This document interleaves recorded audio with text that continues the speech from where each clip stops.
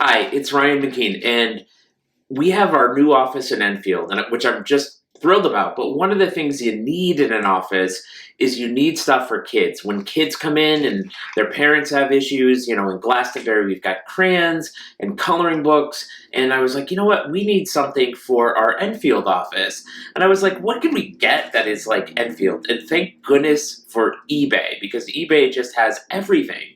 So we got this, which is incredibly cool and totally Enfield.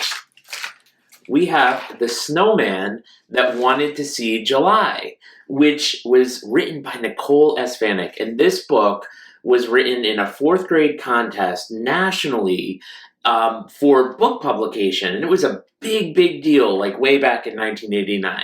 Now, Nicole is a friend of mine and Allison's. We went to high school together and we acted together. And so we wanted to put this book in our office as a way of honoring our roots in Enfield, celebrating Enfield. I mean, it's really like a piece of Enfield history. It's a great story. So if you're by our office and you have some kids, check it out. It'll be in our office.